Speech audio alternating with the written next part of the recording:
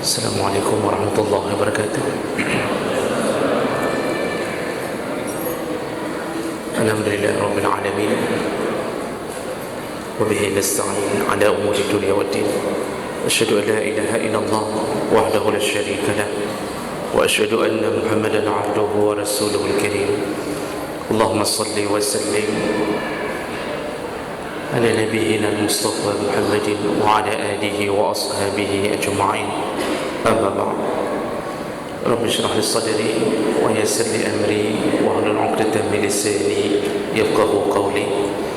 Segala puji bagi Allah, kemudian salawat dan salam kepada Rasulullah, pada keluarga dan seluruh sahabat-sahabatnya.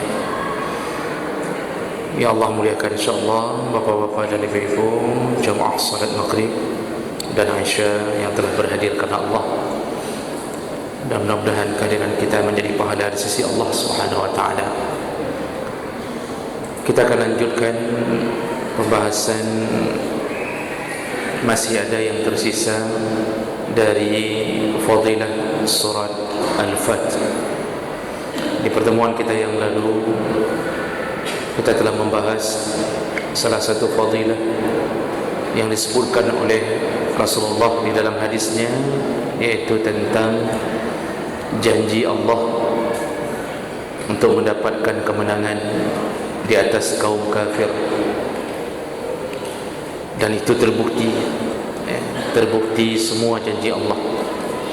Baik, kita lanjutkan fadilah yang kedua dari surat Al-Fat, yaitu surat Al-Fat berdasarkan hadis Nabi adalah salah satu surat yang lebih disukai oleh Nabi sallallahu alaihi wasallam daripada dunia dan isinya.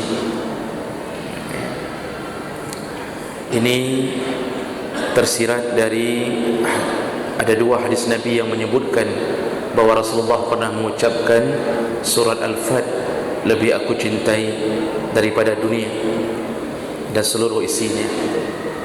Yang pertama, hadis dari Zaid bin Aslam an abihi radhiyallahu anhu qala anna Rasulullah sallallahu alaihi wasallam qala kana Rasulullah sallallahu yasiru fi ba'd asfarihi wa Umar bin Al-Khattab yasiru ma'ahu laylan.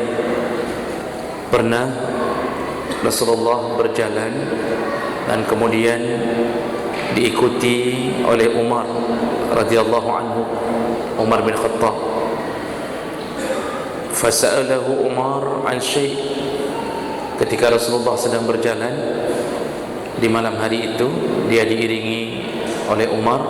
Lalu Umar bertanya ke Rasulullah tentang sesuatu. Falam yujibuhu, dan ternyata tidak dijawab oleh Nabi sallallahu alaihi wasallam. Lalu kemudian summa sa'alahu falam yujibahu, diulang lagi pertanyaan oleh Umar bin Khattab tentang sesuatu, dan kembali Rasulullah tidak menjawab pertanyaan Umar. Summa sa'alahu falam yujibahu, ketiga kalinya Rasulullah ditanya oleh Umar dan kembali dia tidak menjawabnya. Faqala Umar, lalu Umar berkata pada dirinya sendiri, sakilatka ummuka, ya, semoga ibumu kehilanganmu. Maksudnya dia merasa seperti Rasulullah kenapa tidak jawab pertanyaannya, dan ini musibah besar bagi Umar. Maka Umar merasa celaka, ini ada sesuatu yang membuat Rasulullah marah kepada aku sehingga tidak menjawab pertanyaanku, sehingga muncullah bahasa Umar pada dirinya sendiri, semoga ibumu wahai Umar kehilangan dirimu. Ini maksudnya dia merasa dirinya sendiri punya kesalahan besar yang menyebabkan Rasulullah marah. Diucapkan itu salasa marrat, diucapkan kalimah kekecewaan itu 3 kali, kecewa pada dirinya sendiri. Qala Umar faharaktu ba'iri hatta kuntu amama an-nas wa khasyitu an yanzila fiyya Qur'an. Lalu aku menuju ke kerumunan orang-orang atau sahabat-sahabat yang lain, dan aku khawatir ada ayat Quran yang turun tentangku, ya. Fama nashibtu an sami'tu sarikhan yasrukhu bi. Jadi Umar bin Khattab itu akhirnya tidak lagi bertanya ke Rasulullah, karena dia khawatir gara-gara dia terus-terusan bertanya dan tidak dijawab oleh Nabi, khawatir akan ada ayat yang turun tentang dirinya yang kurang sopan kepada Nabi SAW. Sehingga dia mengatakan ke sahabat-sahabat yang lain, aku takut ada ayat Quran yang turun tentangku. Lalu kemudian tidak lama fuji'tu Rasulullah sallallahu alaihi wasallam, aku didatangi oleh Rasulullah sallallahu alaihi wasallam, fasallamtu alaihi, lalu aku mengucapkan salam kepadanya. Faqala, Rasulullah berkata kepada Umar, laqad unzilat alayya al-lailah surah lahiya ahabbu ilayya mimma tala'at alaihi syam. Wahai Umar, tadi malam turun surat kepadaku yang aku lebih mencintai dari semenjak terbitnya matahari. Maksudnya semenjak dunia ini diciptakan, matahari bergulir, terbit terbenam, terbit terbenam, maka surat inilah yang paling aku cintai, paling aku sukai. Apa dia? Kemudian Rasulullah summa qara'a, kemudian Rasulullah membaca inna fatahna laka fatahan mubina. Nah, jadi ternyata hadis riwayat Bukhari dan Ahmad dan Tirmizi ini menyebutkan tentang begitu senangnya Rasulullah ketika turun ayat tentang Al-Fath, iaitu janji Allah untuk memenangkan Rasulullah di atas kota Mekah. Dalam hadis riwayat Bukhari dan Tirmizi dan Nasa'i juga disebutkan dari Umar bin Khattab, anna Nabi sallallahu alaihi wasallam berkata, nazala alayya al-barihah, telah turun kepada aku tadi malam surah, ada satu surat tadi malam turun kepada aku, hiya ahabbu ilayya minad dunya wa ma fiha, dan itu lebih kucintai surat itu daripada dunia dan isinya, yaitu inna fatahna laka fatahan mubina liyaghfira laka Allah ma taqaddama min zambik wa ma ta'akhkhar. Nah, kemudian di situ Nabi menyambung kalimat kenapa beliau sangat senang dengan turunnya ayat itu, yaitu diampunkan semua dosa-dosa yang telah berlalu dari mereka yang telah bersabar dan berjuang semenjak perjanjian Hudaibiyah. Jadi kan cukup lama kesabaran Rasulullah. 8 tahun Rasulullah bersabar meninggalkan kota kelahirannya, sehingga melakukan perjanjian agar diizinkan masuk kembali ke kampung halamannya. Dan ternyata perjanjian itu pun dikhianati. Semua penderitaan sahabat selama di Makkah, bersabar untuk tidak menyerang Makkah sebelum waktunya, semua mereka ternyata dijamin diampunkan dosa-dosanya. Maka kalau kita baca surat Al-Fatah, setelah Allah menyebutkan tentang janji kemenangan, lalu Allah menyebutkan tentang janji surga bagi mereka yang telah bersabar bersama Nabi sallallahu alaihi wasallam. Nah, jemaah mereka Allah Subhanahu wa taala, dalam riwayat disebutkan saking bahagianya Rasulullah ketika beliau menuju dari Madinah ke Mekah untuk merebut kota Mekah kembali. Di tengah perjalanan beliau terus-terusan mengulang-ulang kalimat inna fatahna laka fatahan mubina, diulang-ulang kalimat Allah, karena beliau sudah yakin kalau Allah yang mengatakan pasti menang. Dan ternyata seperti yang kita ceritakan di pertemuan yang lalu, begitu mudahnya merebut kota Mekah tanpa perlawanan yang berarti. Jadi jemaah melakukan Allah, apa yang jadi hikmah bagi kita tentang rasa suka Nabi terhadap surat ini, yaitu orang-orang yang telah berjuang menegakkan agamanya, lelah di dalam menegakkan perintah Allah, maka dia adalah orang-orang yang dijamin akan mendapatkan kemenangan di akhirat. Inilah yang seharusnya kita tanam pada diri kita untuk tetap bersenang hati di atas perintah Allah Subhanahu wa taala. Jadi apapun ibadah yang kita lakukan, lakukan dengan senang. Jangan merasa terbeban, karena perintah Allah itu bukan beban, tapi perintah Allah itu untuk membahagiakan.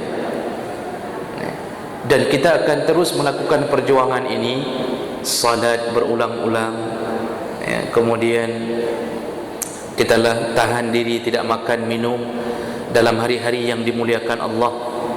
Kemudian kita menghabiskan harta untuk melakukan zakat, sedekah. Semua perjuangan ini akan berakhir ketika sakaratul maut datang.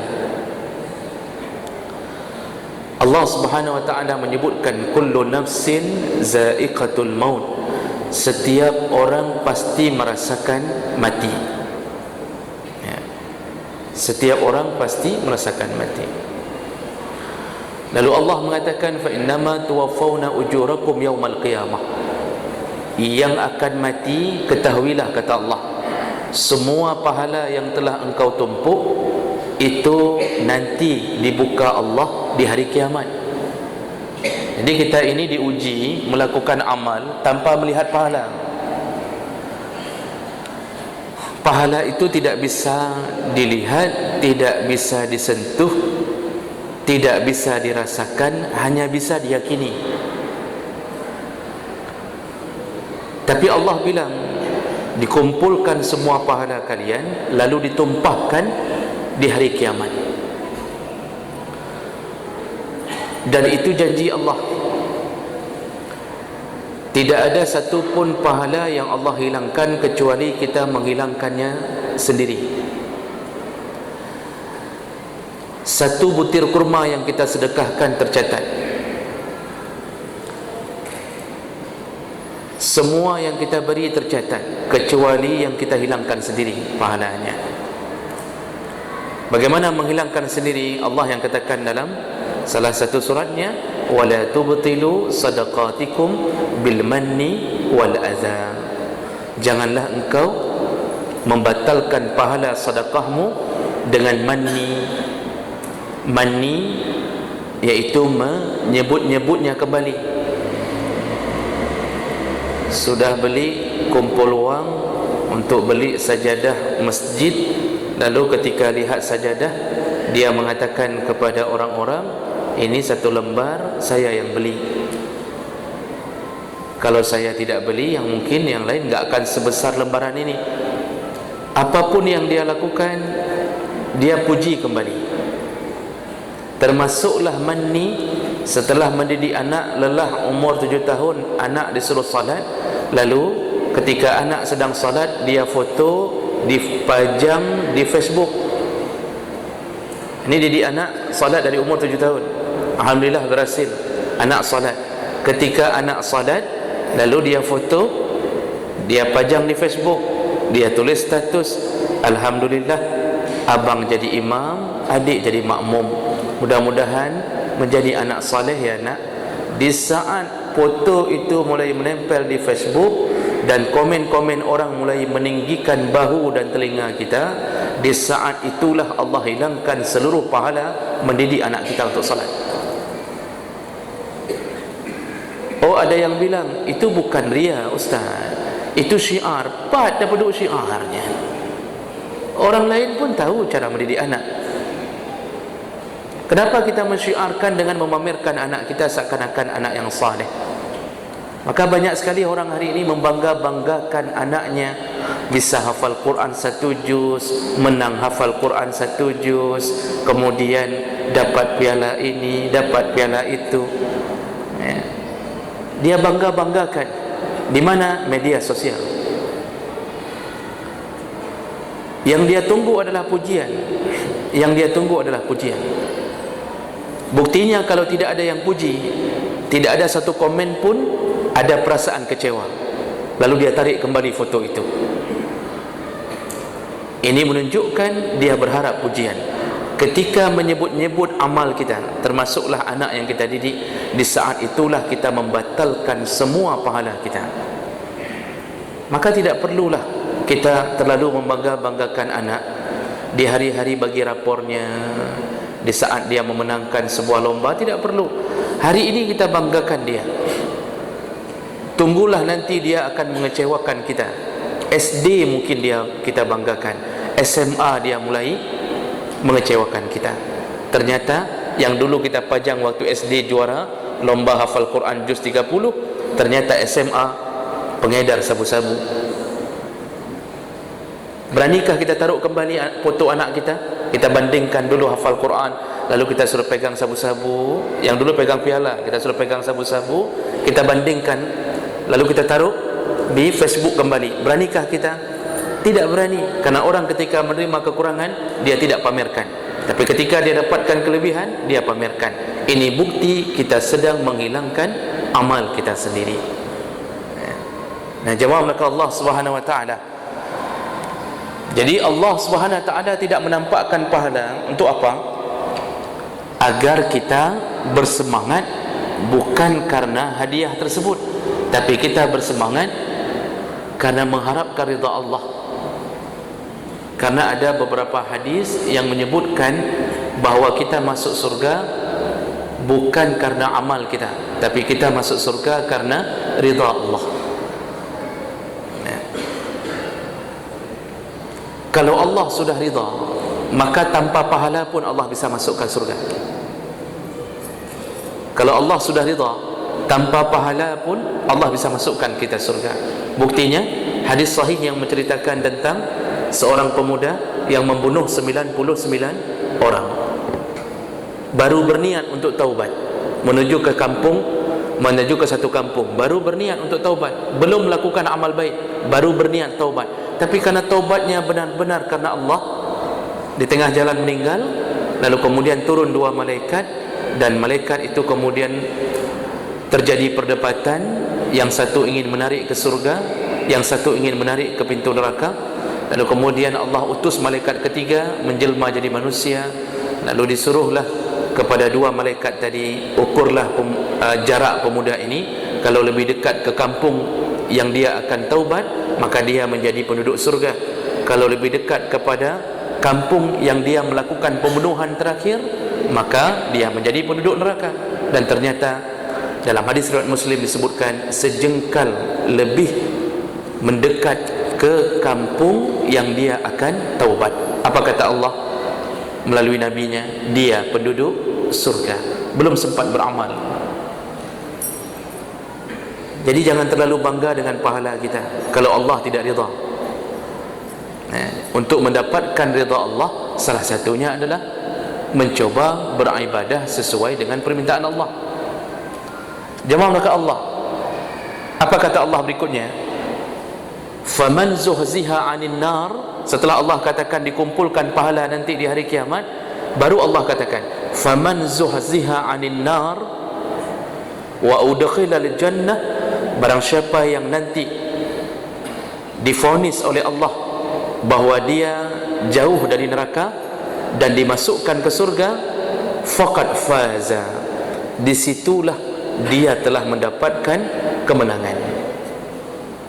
Rupanya kemenangan yang nyata ketika kita divonis tidak masuk neraka tapi masuk surga, itulah kemenangan. Jadi yang selama ini di dunia menang melawan satu kelompok yang membenci, lalu kita habisi, kita bunuh, lalu kita merasa menang, belum menang. Bisa jadi yang dibunuh yang menang, karena orang yang dibunuh akan mendapatkan pahala dari si pembunuh. Orang yang dibunuh tanpa hak akan mendapatkan pahala dari si pembunuh. Si pembunuh walaupun dia mungkin pernah haji, umrah, bayar zakat, sedekah, salat, maka ketika berhadapan dengan Allah, Allah selesaikan dengan seadil-adilnya apa yang Allah lakukan. Diambil semua pahala, diberikan kepada yang terbunuh, disesuaikan dengan kezaliman yang dia dapatkan. Ternyata tidak cukup pahalanya untuk membalas orang yang dibunuh, maka apa yang Allah lakukan berikutnya? Diambil dosa dari si terbunuh. Karena yang terbunuh bisa saja berdosa, bisa saja berdosa, karena kehidupan tidak mungkin lepas daripada dosa. Semua dosanya sejumlah yang tidak cukup untuk membalas keadilan Allah dilimpahkan kepada si pembunuh, maka si pembunuh akhirnya masuk neraka Allah Subhanahu wa taala. Wa may yaqtul mu'minan muta'ammidan fajazaohu jahannam. Barang siapa yang membunuh mukmin dengan sengaja, maka dipastikan dia mendapatkan jahannam, khalidan fiha, kekal di dalamnya. Wa ghadiballahu alaihi, lalu Allah marah kepadanya. Wa la'anahu, dilaknat oleh Allah. Wa a'adda lahu azaban alima, Allah siapkan untuknya azab yang pedih. Jadi jemaah maka Allah, jangan kecewa kalau kita di dunia berada di posisi kalah, tapi kecewalah kalau di akhirat kita kemudian kalah karena divonis ke dalam neraka Allah Subhanahu wa taala. Jadi dari surat ini kita bisa dapatkan sebuah hikmah bahawa kita ini dipastikan akan berbahagia selama kita berjuang di dunia untuk mendapatkan ridha Allah Subhanahu wa taala. Baik, kita sudah selesaikan surat Al-Fat. Ada satu fadilah dari surat berikutnya, cuma satu fadilah. Setelah surat Al-Fat adalah surat Al-Hujurat. Jadi kita ini masih terus membahas surat-surat. Yang saya bahas hanya yang didukung oleh hadis-hadis yang sahih atau hasan.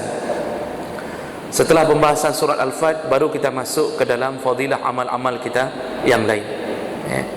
Jadi setelah membahas surat-surat, insya-Allah kita masuk ke amalan yang lain. Dan ini kita hampir menyelesaikan seluruh surat-surat dalam Al-Quran. Surat berikutnya setelah Al-Fat adalah Al-Hujurat. Al-Hujurat ayat ke-49 dalam Al-Quran, terdiri di atas 18 ayat. Hujurat artinya kamar, kamar-kamar, karena dalam surat Al-Hujurat menggambarkan tentang suasana kamar-kamar di dalam surga.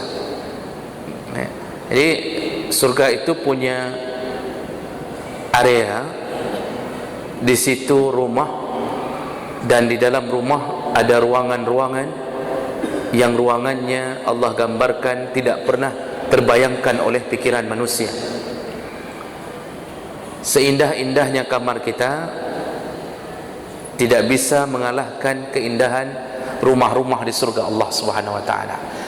Tapi kita fokusnya hanya pada fadilah yang Nabi sebutkan, yaitu hadis Nabi yang menceritakan tentang anjuran beradab di hadapan Nabi, baik ketika hidup maupun wafatnya Nabi, melalui surat Al-Hujurat ayat 2. Dalam Al-Hujurat ayat 2, Allah Subhanahu wa taala menyebutkan, ya ayyuhalladzina amanu, wahai orang-orang yang beriman, la tarfa'u aswatakum fawqa sautin nabi, jangan angkat suara kalian di atas suara Nabi.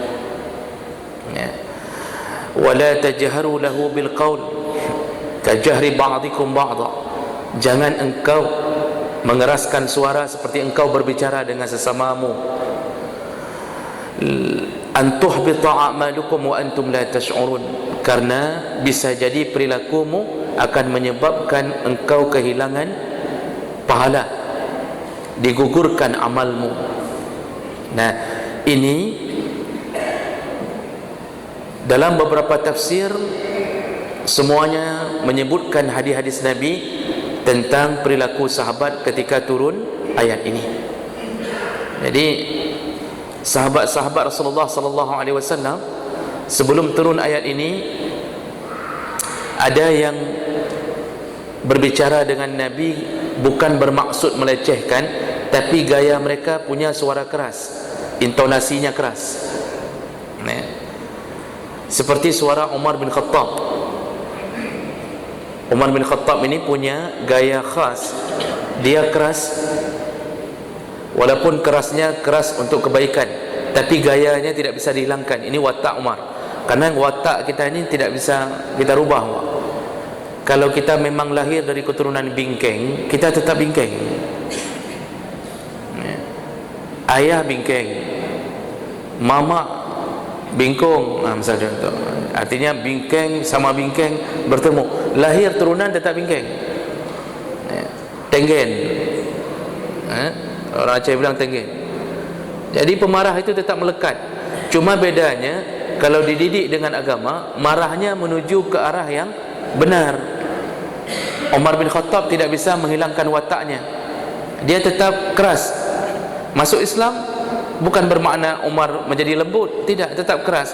Cuma kerasnya berubah menjadi kerasnya orang beriman. Maka Umar itu kadang-kadang mengangkat suaranya di hadapan Nabi, bukan mengejek Nabi, tapi memang begitu suaranya. Disebutkan dalam riwayat beberapa tafsir, Ibnu Katsir, Al-Qurtubi, tafsir As-Sa'di, menyebutkan bahwa Umar bahkan pernah berdebat dengan Abu Bakar di hadapan Nabi SAW. Abu Bakar orang yang lembut, tapi kalau sudah berhadapan dengan Umar, kadang-kadang Abu Bakar pun terikut keras, karena harus meladeni Umar.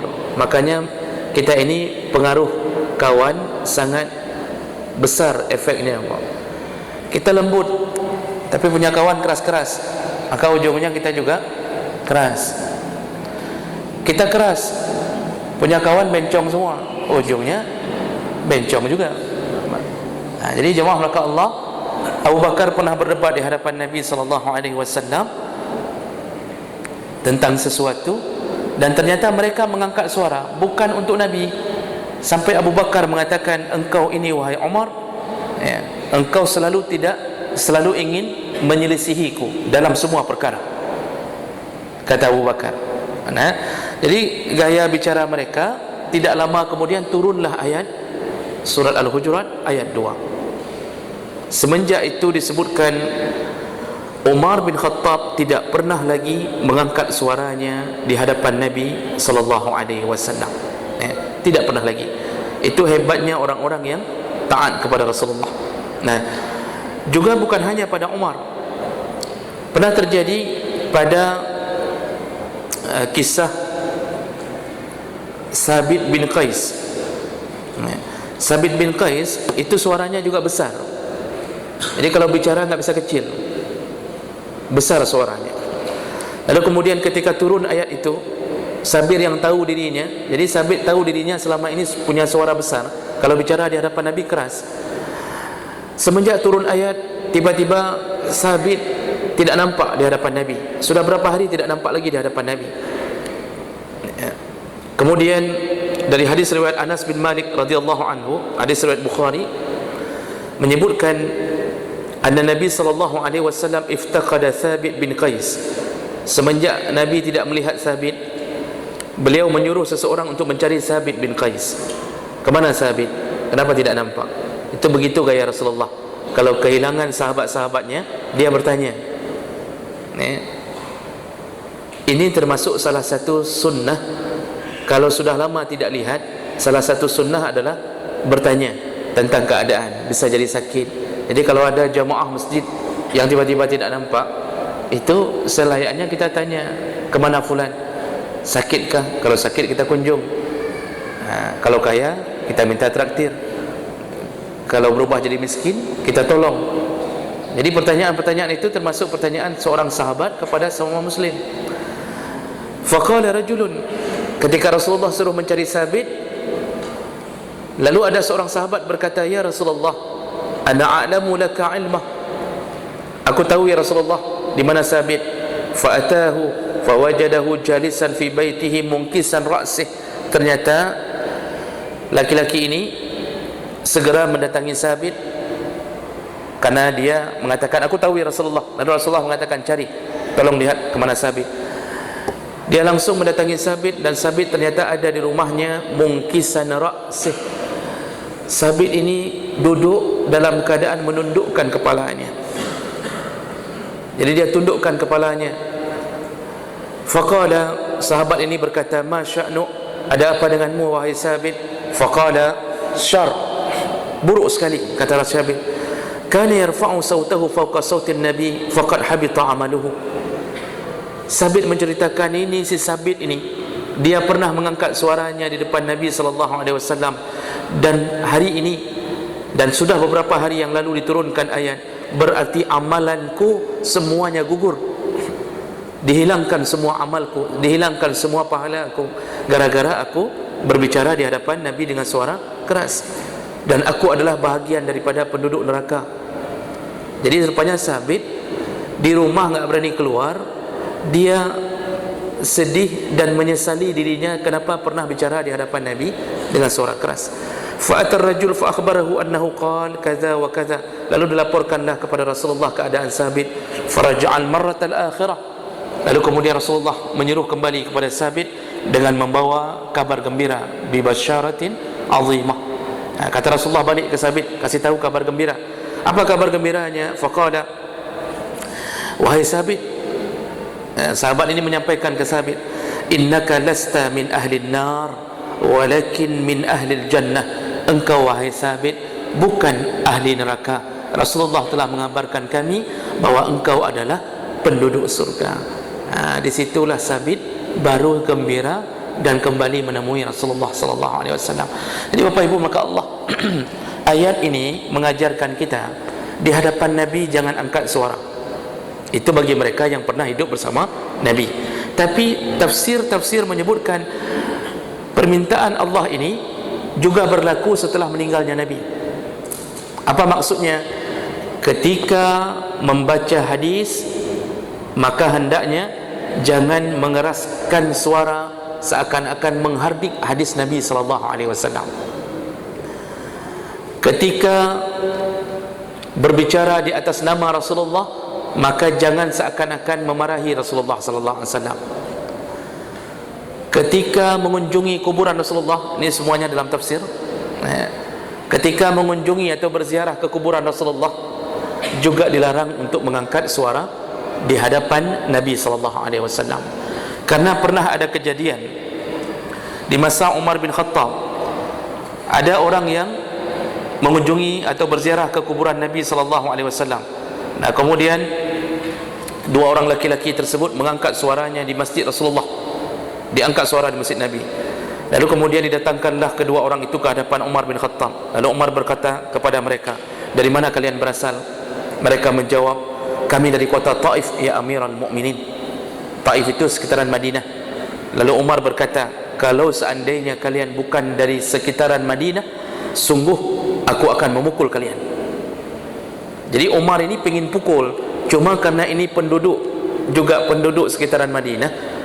Jadi ceritanya masih asolo, masih penduduk pribumi setempat, tidak dipukul. Tapi bahasa Umar menunjukkan kalau bukan dari sekitaran Madinah, sungguh kalian ku pukul, gara-gara mengeraskan suara di masjid Nabi sallallahu alaihi wasallam. Maka larangan ini berlaku baik Nabi masih hidup ataupun Nabi sudah meninggal dunia. Apalagi sampai berbohong kepada Nabi. Mengangkat suara saja haram, apalagi berbohong di atas hadis-hadis Nabi sallallahu alaihi wasallam. Rasulullah sallallahu alaihi wasallam menyebutkan, man kadzdzaba alayya muta'ammidan falyatabawwa maq'adahu minan nar. Barang siapa yang berbohong di atas hadis-hadisku, maka siap-siaplah duduk dalam api neraka. Haram hukumnya mengangkat suara, lebih haram berbohong kepada Rasulullah sallallahu alaihi wasallam. Maka banyak sekali hadis-hadis disebarkan melalui WA. Biasanya kalau datang bulan-bulan tertentu, itu mulai disebarkan. Barang siapa yang berpuasa pada hari fulan, nah, maka dia akan mendapatkan pahala 70,000 malaikat berdoa untuknya. Setiap malaikat begini-begini. Barang siapa yang melakukan ini, barang siapa melakukan itu. Padahal tidak ada sandaran. Tidak ada sandaran. Yang menyebarkan hadis itu telah berbohong kepada Nabi sallallahu alaihi wasallam. Maka Bapak Ibu maka Allah, hati-hati kita waktu share sesuatu milik orang yang sifatnya bukan dari Nabi atau tidak pasti dari Nabi sallallahu alaihi wasallam. Tidak pasti. Kita waktu mengucapkan hadis saja, kalau tidak terlalu hafal, masih ingat-ingat tidak, itu waktu ucapkan hadis disunnahkan di belakangnya mengucapkan au kama qal, atau seperti yang aslinya diucapkan oleh Nabi. Kalau tidak bisa hafal, jangan maksa, sebutkan saja maksud hadis, itu sudah cukup. Kalau tidak bisa hafal, kalau hafalannya tidak kuat, disunnahkan mengucapkan au kama qala, atau seperti saduran asli dari Nabi sallallahu alaihi wasallam. Maka hati-hati melawan Nabi sallallahu alaihi wasallam. Hati-hati berbohong kepada Nabi sallallahu alaihi wasallam. Dan ini sudah menjadi kebiasaan sebahagian golongan. Kita terlalu banyak sudah hadis yang menyebar padahal bukan dari Nabi sallallahu alaihi wasallam. Contohnya apa? Di mana-mana tertulis di sekolah-sekolah an-nadhafatu minal iman, lalu ditulis dalam kurung al-hadis. Padahal an-nadhafah minal iman itu bukan hadis dhaif, palsu, Pak. Palsu, sama sekali palsu. Tidak ada satupun kalimat Nabi yang menyebutkan an-nadhafah minal iman. Yang ada kan Nabi menyebutkan at-tahur syatrul iman, bersuci itu sebahagian daripada iman. Yang kalimat an-nadhafatu minal iman tidak ada. Fadilah salat tarawih menyebar dari satu masjid ke masjid yang lain. Bahkan sebahagian menasah membacakan fadilahnya. Kalau malam ke-22, malam sekian dibacakan. Malam ini yang menjadi khatib, yang menjadi imam fulan, kemudian dibacakan fadilah malam ini. Contohnya malam ke-17 dibacakan, akan barang siapa yang salat tarawih di malam ini akan mendapatkan pahala sebesar seluruh pahala Nabi dan Rasul. Makanya ada orang yang solat tarawih di malam 17 saja. Kenapa? Yang mendapatkan pahala Nabi dan Rasul, seluruh pahala Nabi dan Rasul hari malam ke-17. Kalau malam pertama seperti lahir dari rahim ibu, maka orang tidak solat lagi malam kedua karena merasa sudah selesai. Ini hadis ini menyebar dalam kepalsuan dan dipraktekkan, dibacakan.